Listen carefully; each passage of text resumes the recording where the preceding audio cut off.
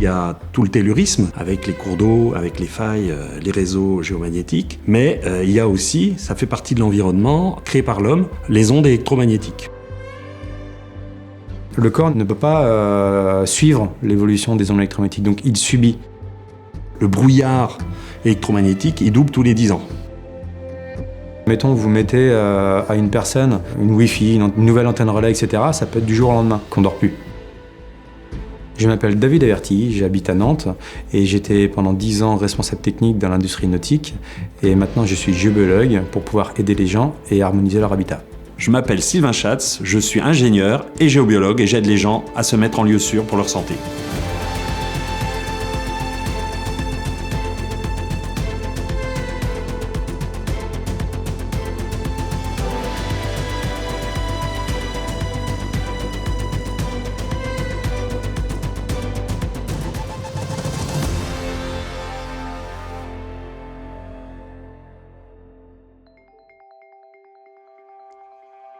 Un géobiologue, avant tout, c'est un bon sourcier. Notre travail, nous, c'est vraiment scientifique.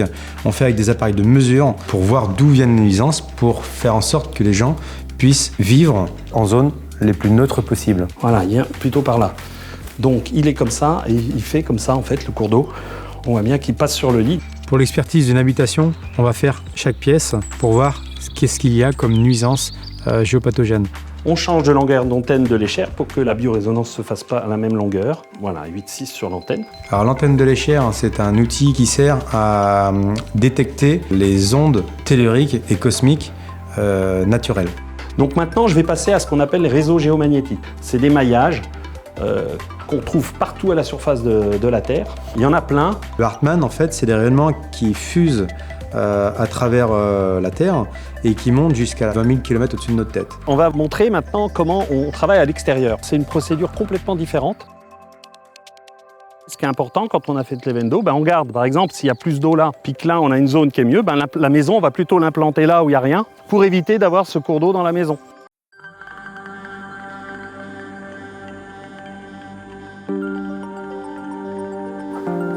Donc il y aura les lampes, et puis le micro-ondes, ouais.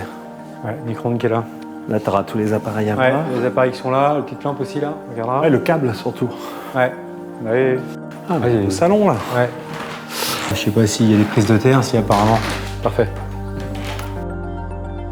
Les ondes électromagnétiques, au sens large par rapport aux ondes naturelles, c'est que une veine d'eau, il y en a qui dormiront très très bien dessus, qui vont rien se ressentir de particulier. Les failles, c'est pareil, les gens, ça n'empêche pas de dormir les failles, c'est juste qu'un jour ou l'autre, pour qui, pourquoi, comment, ils peuvent tomber malades, sans se rendre compte qu'il y avait une nuisance quelque part, parce qu'ils dormaient très bien. Mais les ondes électromagnétiques, c'est différent parce que ça peut être très binaire. C'est-à-dire que, mettons, vous mettez à une personne une Wi-Fi, une nouvelle antenne relais, etc., ça peut être du jour au lendemain qu'on ne dort plus. Et en fait, les gens, d'un coup, qu'est-ce qui se passe? Maintenant, je ne dors plus, etc.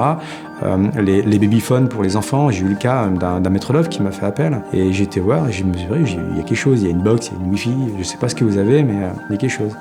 Et sa femme me dit, on a le babyphone qui est en dessous le lit. J'ai dit, coupez-moi ça tout de suite. Et ils ont coupé ça, et alors l'enfant qui dormait très bien chez la nourrice, dormait pas chez eux, et maintenant dort très bien chez eux. Parce que les ondes sont très binaires et peuvent faire en sorte que les gens n'arrivent pas à dormir à l'instant T. Donc les ondes électromagnétiques, c'est aussi une porte d'entrée. C'est que les gens, des fois, pensent que, admettons, c'est un nouveau compteur ou alors que ce soit une nouvelle antenne relais qui pose problème. Et moi, je leur dis des fois au téléphone, ah bah oui, il y a des grandes chances. Et je rentre chez eux pour faire une expertise géologique. Et des fois, c'est pas forcément les antennes relais, mais des fois, c'est peut-être une faille aussi qui posait problème initialement, sans qu'elle s'en rende compte. Donc c'est très important qu'on traite l'ensemble des pollutions et pas juste uniquement celles qui sont telluriques. Et donc les ondes électromagnétiques prennent une part de plus en plus importante dans la pollution, puisque en gros le brouillard électromagnétique, il double tous les 10 ans. Avec les nouveaux appareils qu'on utilise, les évolutions technologiques, la 5G, etc. Donc on est plus en plus soumis à des pressions environnementales liées aux ondes électromagnétiques. Donc c'est important de les traiter. On a trouvé sur le site Cartoradio, qui est un site référencé de l'ANFR, l'Agence nationale des fréquences, qui répertorie toutes les antennes relais. Donc là on a un pylône autostable de 39 mètres de haut, sur lequel on a différents opérateurs, et il y a du 2G, 3G 4G et 5G. Si vous avez une antenne relais qui est en 2G, donc 2G c'est la deuxième génération des antennes relais, ça va émettre beaucoup plus loin que la 5G qui est la cinquième génération des antennes relais. Pourquoi ? Parce que la 5G, ce sont des ondes courtes, très courtes, qui sont très puissantes, qui font qu'on peut drainer beaucoup d'informations au même temps. Que la 2G ira beaucoup plus loin, ce sont des bandes plus longues, mais drainera beaucoup moins d'informations. Donc les ondes courtes iront moins loin, donc les antennes relais 5G auront une portée moins importante, ce qui fait qu'il en faut plus pour pouvoir parcourir toute une surface, toute une ville par exemple, ou un périmètre. Les antennes relais 2G iront beaucoup plus loin, donc il en faudra moins. Les ondes électromagnétiques, si je veux être très schématique, il y en a de deux sortes. Il y a le 50 Hz d'EDF, parce qu'on en a partout, on a tous la lumière à la maison, et c'est aussi bien la ligne haute tension que chez vous.